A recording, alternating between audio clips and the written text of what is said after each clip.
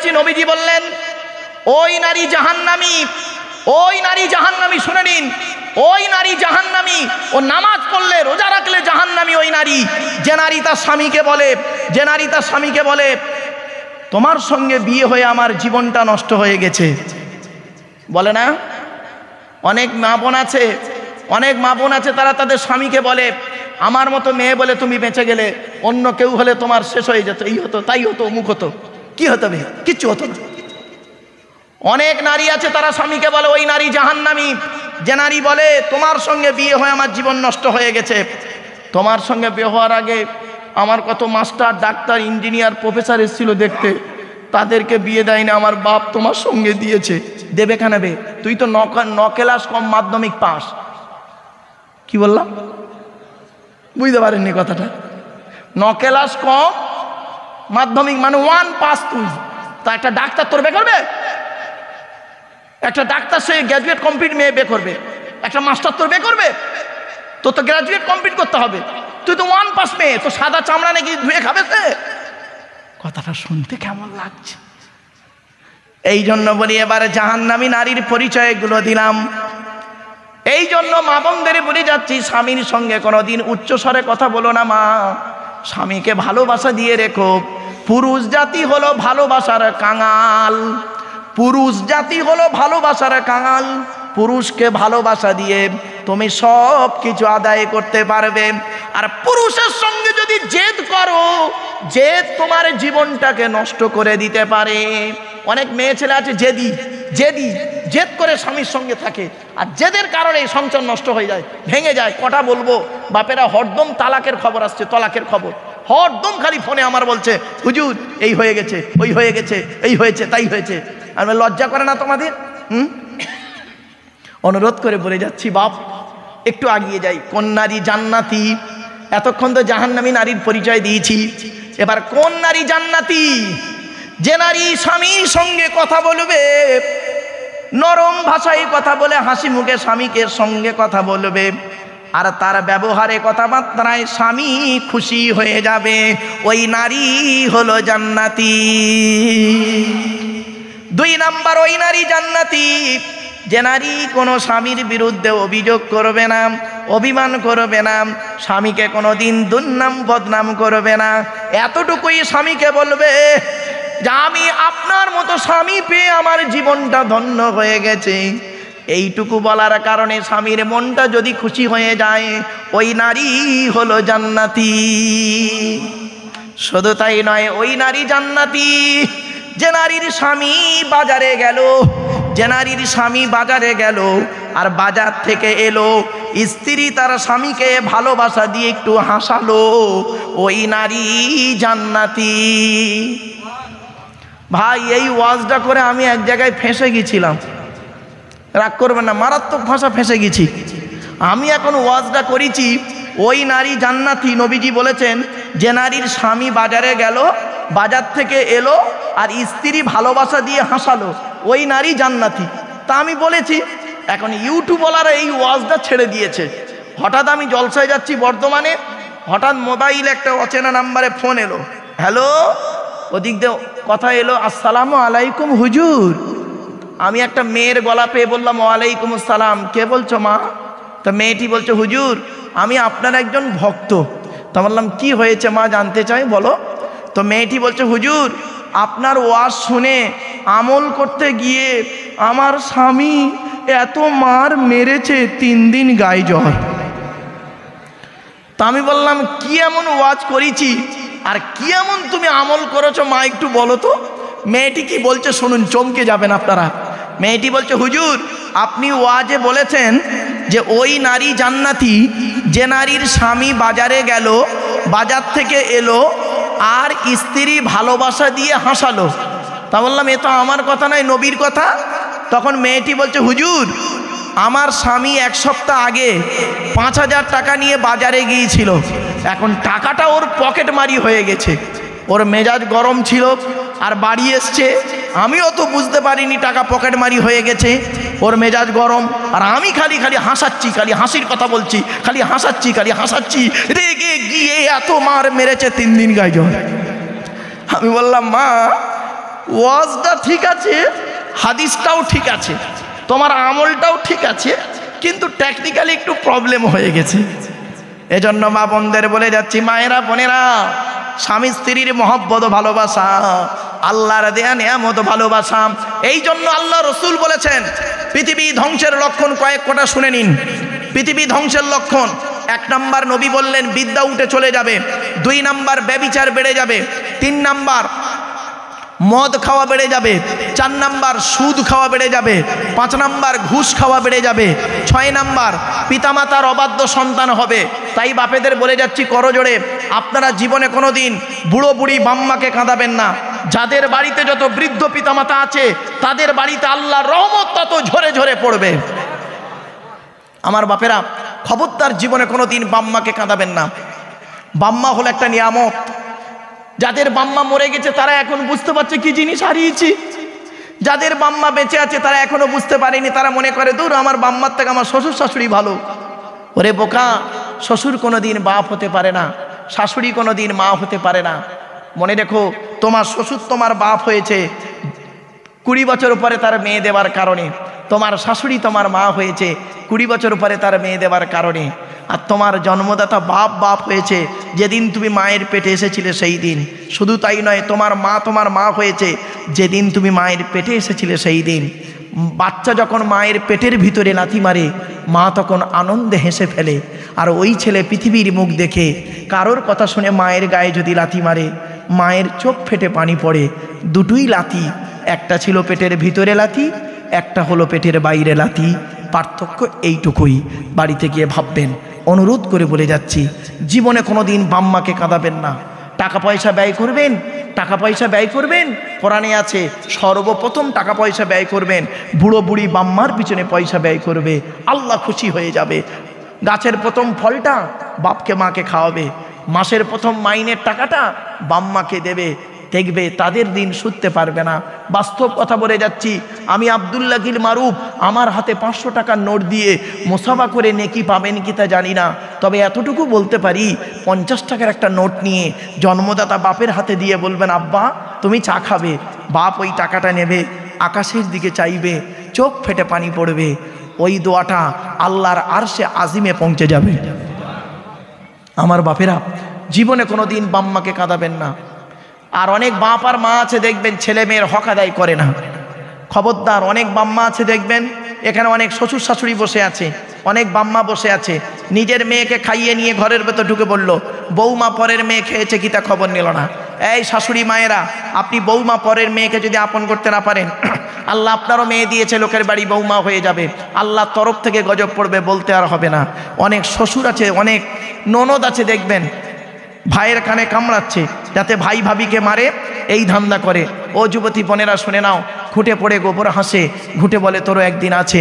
তুমি ভাবি পরের মেয়েকে যদি আপন করতে না পারো, তোমাকেও একদিন লোকের বাড়ি ভাবি হয়ে যেতে হবে, আল্লাহর তরফ থেকে গজব পড়বে, বলতে আর হবে না। অনেক বৌমাও আছে দেখবেন ডেঞ্জার, স্বামীর ইনকাম বেশি, স্বামীটাকে নিয়ে ছেলেটাকে মেয়েটাকে নিয়ে খালি আলাদা খাবার ধান্দা করে। একই দেয়ালের এপারে স্বামী স্ত্রী বুড়ো বুড়ি, স্বামী স্ত্রী ছেলে মেয়েকে নিয়ে মুরগির মাংস দিয়ে ভাত খায়, আর দেয়ালের ওপারে বুড়ো বুড়ি আলু ভর্তা ডাল খাচ্ছে শ্বশুর শাশুড়ি। একবারও মনে বাঁধলো না যে আমার বাম্মা যদি থাকতো আমি গোপনে 1 পেয়ালা তরকারি দিয়ে আসতাম। ওরে বৌমা, তুমি মুফতি সাহেবের মেয়ে হও, হাজি সাহেবের মেয়ে হও, তুমি তোমার শ্বশুর শাশুড়িকে যদি নিজের বাম্মার মতো ভক্তি শ্রদ্ধা করতে না পেরেছ, তোমার মতো বৌমাও হলো জাহান্নামী। ইসলাম কোনো দিন এক পেশে কথা বলে না। তাই আপনাদের অনুরোধ করে বলে যাচ্ছি, পৃথিবী ধ্বংসের লক্ষণ হলো পিতামাতার অবাধ্য সন্তান হবে। শুধু তাই নয়, পৃথিবী ধ্বংসের লক্ষণ হলো অযোগ্য ব্যক্তিরা নেতৃত্ব দেবে। অযোগ্য ব্যক্তিরা নেতৃত্ব দেবে, যার যে সম্পর্কে কোনো জ্ঞান নেই। ও বাবা, গ্রামের প্রধান নিজের নামটাও সই করতে পারে না, ও হলো গ্রামের প্রধান। ওর নিজের চরিত্র খারাপ, ও লোকের ক্যারেক্টার সার্টিফিকেট দিচ্ছে। আফসোসের বিষয়, পৃথিবী ধ্বংসের লক্ষণ হলো শিক্ষিত লোকেরা অশিক্ষিত লোকেদের সম্মান করবে ভয়েতে। বাস্তব বলছি, শিক্ষিত লোকেরা অশিক্ষিত লোকেদের সম্মান করবে ভয়েতে। পৃথিবী ধ্বংসের লক্ষণ হলো জলোচ্ছ্বাস দেখা দেবে, পৃথিবী ধ্বংসের লক্ষণ হলো ঘন ঘন ভূমিকম্প দেখা দেবে, পৃথিবী ধ্বংসের লক্ষণ হলো আবহাওয়ার পরিবর্তন দেখা দেবে, পৃথিবী ধ্বংসের লক্ষণ হলো অজানা রোগের আবির্ভাব ঘটবে, পৃথিবী ধ্বংসের লক্ষণ হলো মোনাফেকি, বদমাইশি, 2 নম্বরি, চিটিংবাজি বেড়ে যাবে, পৃথিবী ধ্বংসের লক্ষণ হলো জেনা ব্যভিচার প্রকাশ্যভাবে চলবে, পৃথিবী ধ্বংসের লক্ষণ হলো কি জানেন? স্বামী স্ত্রীর মধ্যে ঘন ঘন গণ্ডগোল দেখা দেবে। এই জন্য নবীজি বলেছেন, এই স্বামীরা তোমরা তোমাদের স্ত্রীদের জীবনে 17টা শিক্ষা দান করিও। 1 নম্বর আসসালামু কাবলাল কালাম, স্বামী স্ত্রী যখন কথাবার্তা বলবে একে অপরকে সালাম দেওয়া নেওয়া করবে, আল্লাহর রহমত, মহব্বত, ভালোবাসা আল্লাহ বাড়িয়ে দেবে।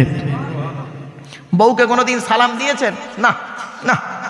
শালিকে সালাম দিচ্ছে, শালিকে, আরো দাদার শালিকে ঘন ঘন মোবাইলে মিস কল, তোর মোবাইল বাস্ট করবে, রাগ করো না ভাব। শুধু তাই নয়, 2 নম্বরে বলা হয়েছে, এই স্বামীরা তোমরা তোমাদের স্ত্রীদেরকে এই শিক্ষা দান করবে, তারা যেন কোনোদিন কাবা শরীফের দিকে মুখ করে কোনোদিন থুতু যেন না ফেলে। 3 নম্বরে বলা হয়েছে, এই স্বামীরা তোমরা তোমাদের স্ত্রীদেরকে এই শিক্ষা দান করবে, তারা যেন কোনোদিন কাবা শরীফের দিকে মুখ করে কোনোদিন পেশাব পায়খানা যেন না ফেরে। তারপরে বলা হয়েছে, তোমরা তোমাদের স্ত্রীদেরকে এই শিক্ষা দান করবে, তারা যেন কোনোদিন কাবা শরীফের পেছন ফিরে যেন পেশাব পায়খানা যেন না ফেরে। তারপরে বলা হয়েছে, তোমরা তোমাদের স্ত্রীদেরকে এই শিক্ষা দান করবে, তারা যেন কোনোদিন গোসলখানায় পেশাব যেন না ফেরে। তারপরে বলা হয়েছে, তোমরা তোমাদের স্ত্রীদেরকে এই শিক্ষা দান করবে, তারা যেন কোনোদিন গোসলখানায় উলঙ্গ অবস্থায় গোসল যেন না করে। তারপরে বলা হয়েছে, তোমরা তোমাদের স্ত্রীদেরকে এই শিক্ষা দান করবে, তারা যেন হাতের চুড়ি 2টো ব্যবহার যেন না করে। ও আমার মায়েরা বোনেরা শুনে নিন, 1 হাতে 1টা চুড়ি পরবেন, 1 হাতে 2টো চুড়ি পরা আপনাদের নিষেধ আছে। এরপরে বলা হয়েছে, এই স্বামীরা তোমরা তোমাদের স্ত্রীদেরকে এই শিক্ষা দান করবে, তারা যেন মাথার বালিশ, কি বলেন হুজুর? বালিশ, বালিশ, মাথার বালিশ তারা যেন কোনোদিন 2টো ব্যবহার যেন না করে। স্বামী স্ত্রী যখন ঘুমাবে একটি মাত্র লম্বা বালিশে মাথা রেখে ঘুমাবে।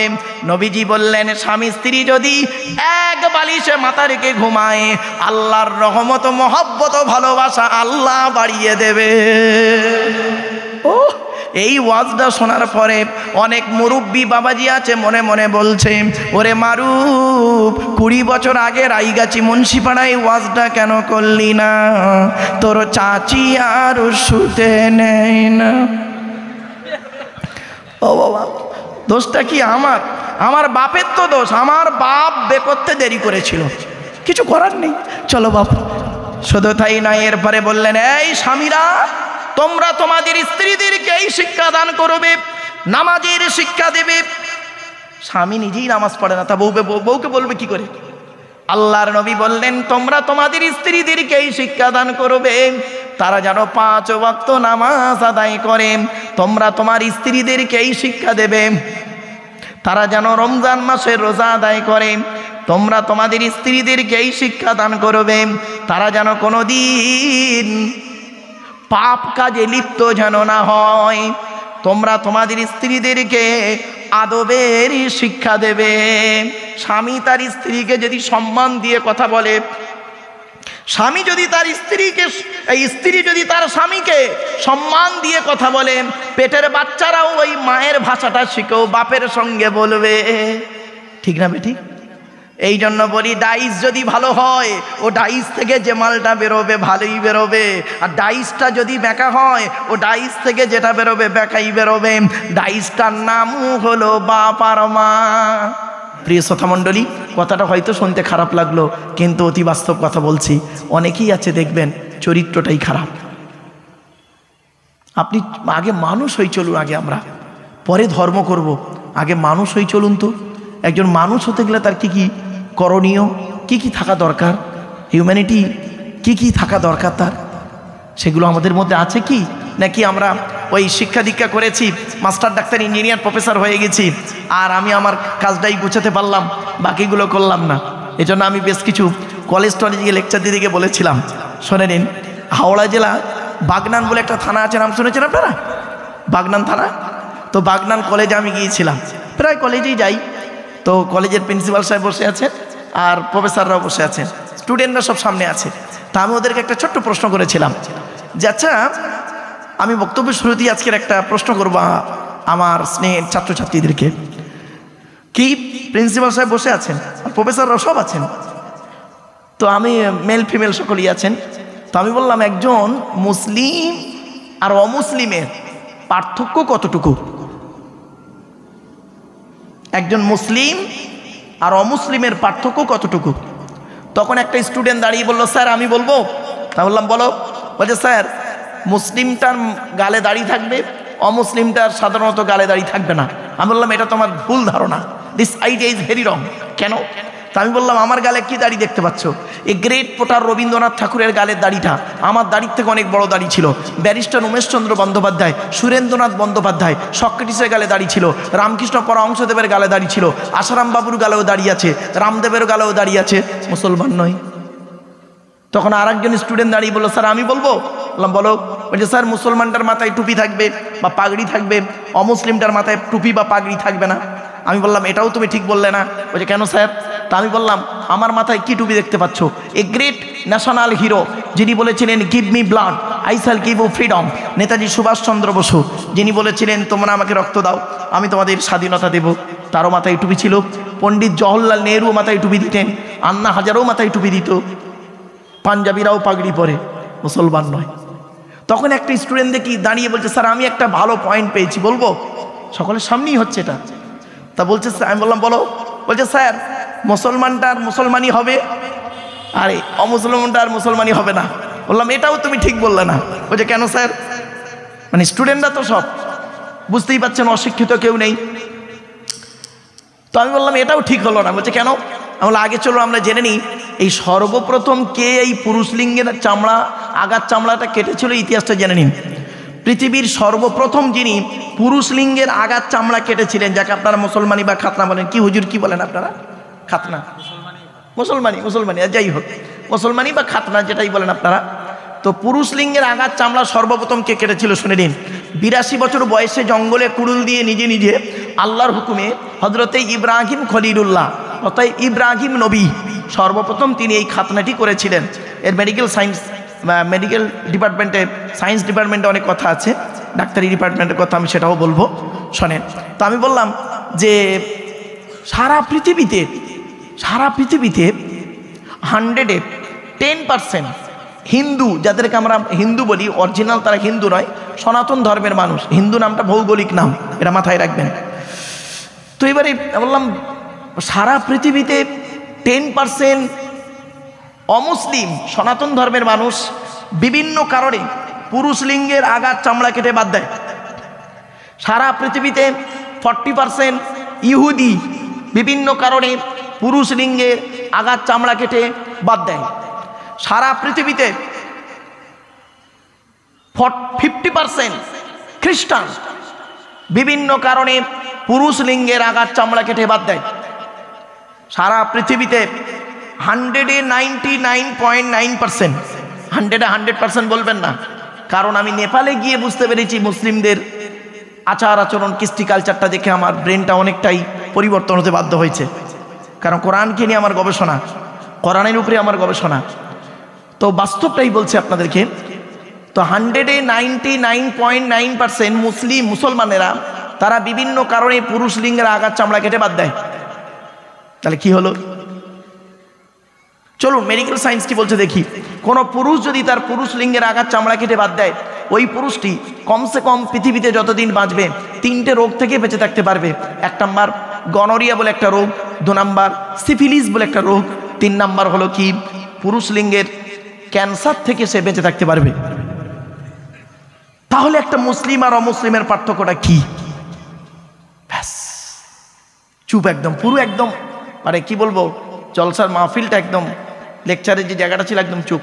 প্রফেসর প্রিন্সিপালরা সব অবাক হয়ে, প্রিন্সিপাল প্রফেসররা অবাক হয়ে গেছে। আরে মারাত্মক প্রশ্ন তো, একটা মুসলিম আর অমুসলিমের পার্থক্য কতটুকু? লাস্টটা আমি বলেই দিচ্ছি, অসুবিধা নেই, শুনে নিন।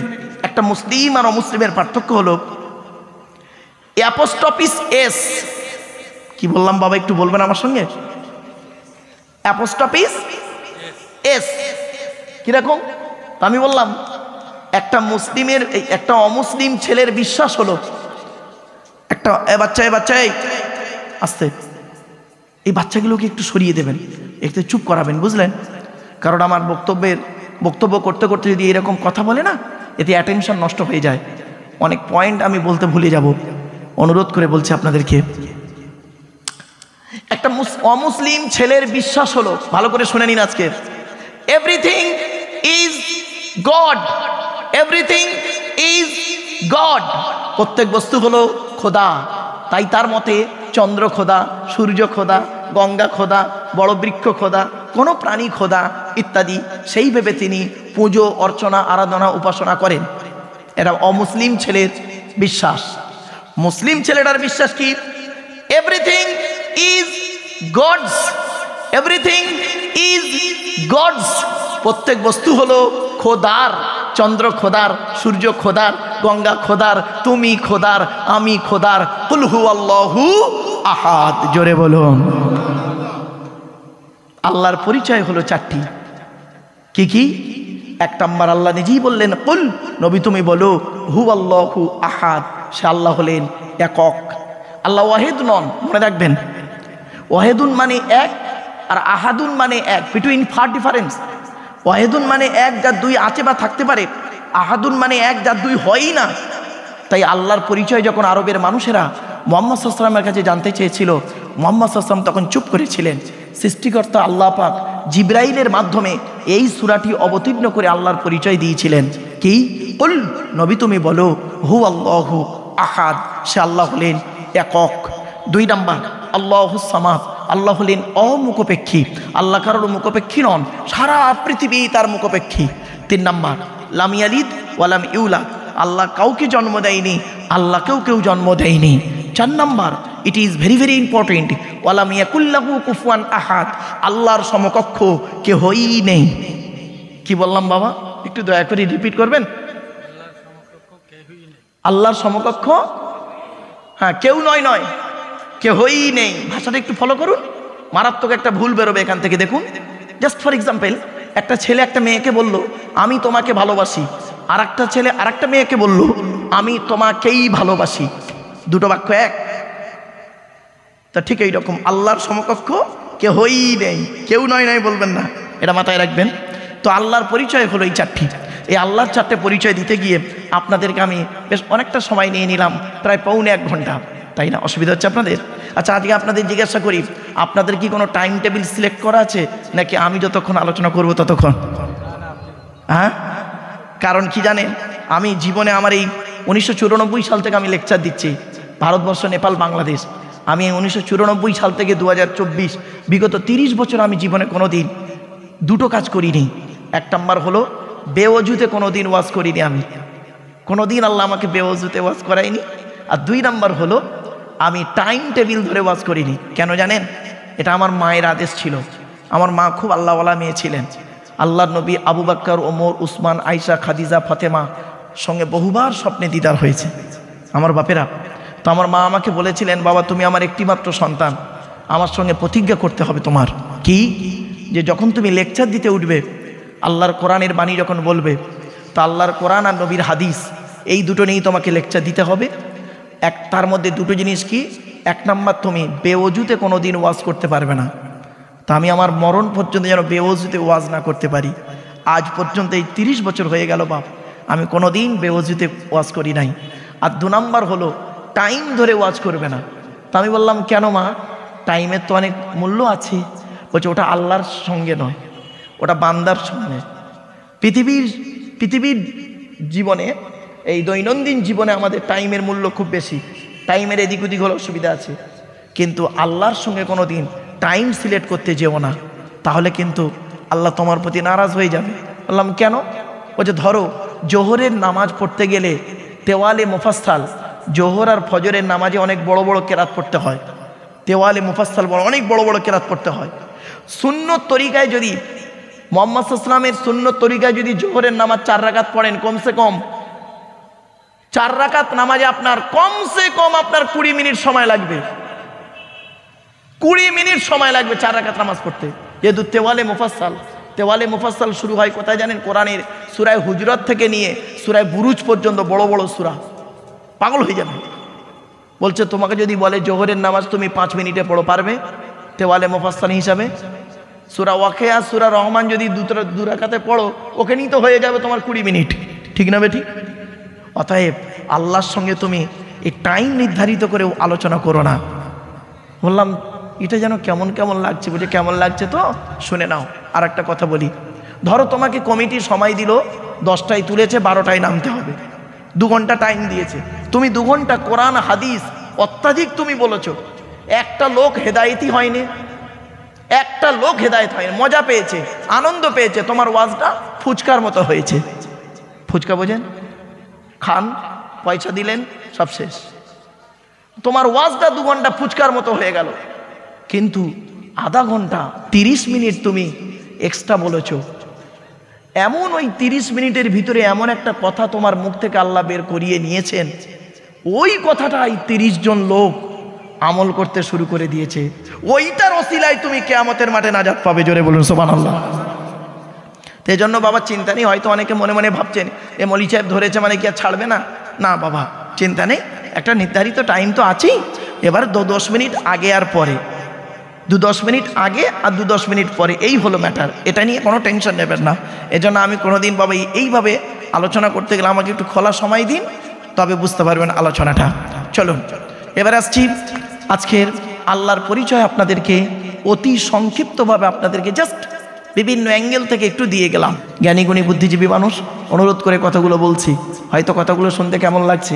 বাবা আমি ভারতবর্ষ, নেপাল এবং বাংলাদেশ 3টে দেশে ভ্রমণ করে এবং বক্তব্য রাখা মানুষ, বিভিন্ন ভাষায় বক্তব্য রাখতে হয়, তাই আপনাদেরকে আমি একটু অনুরোধ করছি দয়া করে 2টো জিনিস দেখবেন।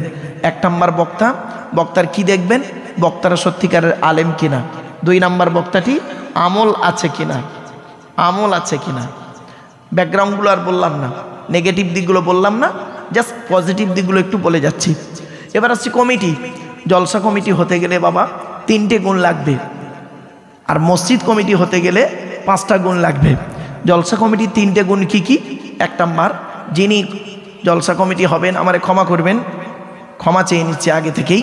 জলসার কমিটি হতে গেলে 3টে গুণ লাগবে। 1 নম্বর হলো তাকে সৎ হতে হবে। কি বললাম বাবা? সৎ হতে হবে। আচ্ছা সৎ কোন লোকটাকে বলে? গালে দাড়ি রাখলে, মাথায় টুপি দিলে, বড় পাঞ্জাবি পরলে, লজ্জাস্থানের আগার চামড়া কাটলে, গরুর গোস্ত খেলে, আর ঈদ বকরা ঈদের নামাজ পড়লেই বুঝি সৎ? না। সৎ কাকে বলে? চলুন, প্রফেট মুহাম্মদ সাল্লাল্লাহু আলাইহি ওয়াসাল্লাম নিজেই বলছেন সৎকে, শুনে নিন। মুহাম্মদ সাল্লাল্লাহু আলাইহি ওয়াসাল্লাম একদিন তার সাহাবীদেরকে বলছেন, তোমরা আমাকে 2টো জিনিসের গ্যারান্টি দেবে, 2টো জিনিসের গ্যারান্টি দাও। পেছন থেকে একজন সাহাবী বলছেন, হে নবী, আমরা যদি আপনাকে 2টো জিনিসের গ্যারান্টি দিই, বিনিময়ে আমরা কিছু পাবো? বলছে অবশ্যই পাবে। কি পাবো? বলছে আমি তোমাদের জান্নাতের গ্যারান্টি দিয়ে দেবো। জোরে বলুন সুবহানাল্লাহ। তখন মুহাম্মদ সাল্লাল্লাহু আলাইহি ওয়াসাল্লাম বলছেন, শোনো, 2টো জিনিসের গ্যারান্টি দাও। 1 নম্বর হলো 2 ঠোঁটের মাঝখানে, এই জিভের গ্যারান্টি দাও। কিরকম? হারাম খাবার খাওয়া থেকে জিভটাকে ঠিক করো, বাজে ভাষা বলা থেকে জিভটাকে ঠিক করো, পরনিন্দা পরচর্চা করা থেকে জিভটাকে ঠিক করো। আর 2 রানের বীজখানে, লজ্জাস্থানের গ্যারান্টি দাও। 2 ঠোঁটের মাঝখানে, 2 রানের বীজখানে, এই 2টো জিনিসের গ্যারান্টি তোমরা আমাকে দাও, আমি মুহাম্মদ সাল্লাল্লাহু আলাইহি ওয়াসাল্লাম তোমাদের জান্নাতের গ্যারান্টি দিয়ে দেবো। নারায়ে তাকবীর। যান বাড়ি চলে যান, এবার যান, যদি কারোর যেতে মন চায় যেতে পারে, আমার ওয়াজ শেষ। বাড়িতে গিয়ে দেখবেন হয় ভদ্রলোকের নিচে খারাপ, নয় ভদ্রলোকের উপর খারাপ। যার 2টোই খারাপ ও জাহান্নামী। ও পীর সাহেব, মৌলভী সাহেব, মুফতি সাহেব, বক্তা সাহেব, ইমাম সাহেব, হাজী সাহেব, যেই সাহেব হোক না কেন। এই জন্যই নবী মুহাম্মদ সাল্লাল্লাহু আলাইহি ওয়াসাল্লাম বলেছিলেন, the messenger of Allah, peace be upon him, said, the best are you those with good manner. নবী বলেন, তোমাদের মধ্যে উত্তম ব্যক্তি ওই লোকটা যার ক্যারেক্টার, চরিত্র ভালো, ওই লোকটাই হলো উত্তম ব্যক্তি। একজন উকিল, ব্যারিস্টার, মাস্টার, ডাক্তার, মোল্লা, মৌলভী সাহেব, পীর সাহেব, দরবেশ সাহেব, আমির সাহেব, মুফতি সাহেবের যদি চরিত্র খারাপ হয়, আর একজন টরিওয়ালার বা টোটোওয়ালার চরিত্র যদি ভালো হয়, টোটোওয়ালাটাই হলো আল্লাহর কাছে প্রিয় ব্যক্তি। Money loss is something loss, health loss is nothing loss, but character loss is everything loss. মানুষের যদি টাকা চলে যায়, ইনকাম করলে টাকাটা আবার ফিরে আসবে। মানুষের শরীর চলে গেলে, ভালো মন্দ খেলে, শর্করা জাতীয় খাবার, ফ্যাট জাতীয় খাবার খেলে শরীরটাও ফিরে আসতে পারে, but character loss is everything loss. মানুষের যদি টাকা, এই চরিত্র চলে যায়, চরিত্র কিন্তু আর ফিরে আসবে না। তাই নবী মুহাম্মদ সাল্লাল্লাহু আলাইহি ওয়াসাল্লাম বলেছিলেন, সঠিক বলেছিলেন তিনি, 2 ঠোঁটের মাঝখানে, 2 রানের বীজখানে প্রিয় শ্রোতামণ্ডলী, কথাটা হয়তো শুনতে খারাপ লাগলো, কিন্তু অতি বাস্তব কথা বলছি। অনেকেই আছে দেখবেন চরিত্রটাই খারাপ। আপনি আগে মানুষ হয়ে চলুন, আগে আমরা পরে ধর্ম করব, আগে মানুষ হয়ে চলুন। তো একজন মানুষ হতে গেলে তার কি কি করণীয়, কি কি থাকা দরকার, হিউম্যানিটি